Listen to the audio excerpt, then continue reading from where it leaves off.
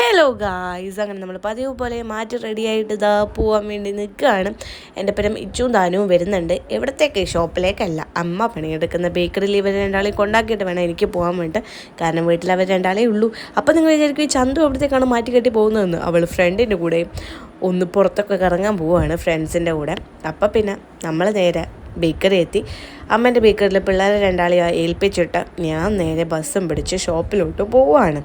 അങ്ങനെ ഷോപ്പിലെത്തിയപ്പോഴാണ് നമുക്ക് കുറേ ആൻറ്റിക്കിൻ്റെ ബാംഗിൾസ് എത്തിയിട്ടുണ്ട്. അതെല്ലാം നമുക്ക് സ്റ്റോക്ക് ചെയ്യണം. അപ്പോൾ അതിനുള്ള പരിപാടിയൊക്കെ നോക്കാം നമുക്ക്. അങ്ങനെ എല്ലാം സെറ്റാക്കി. എല്ലാം അടിപൊളി ബാംഗിൾസാണ്. എനിക്ക് ഭയങ്കര ഇഷ്ടപ്പെട്ടു. ബാംഗിൾസൊക്കെ കാണുമ്പോൾ ഇപ്പോൾ കല്യാണം കഴിക്കുക ഈ ബാംഗിൾസൊക്കെ ഇടാലോ എന്ന് തോന്നിപ്പോൾ. അങ്ങനെ പണിയൊക്കെ കഴിഞ്ഞ് നമ്മൾ വയറിനൊക്കെ ഒന്ന് തണുപ്പിച്ചിട്ടുണ്ട്.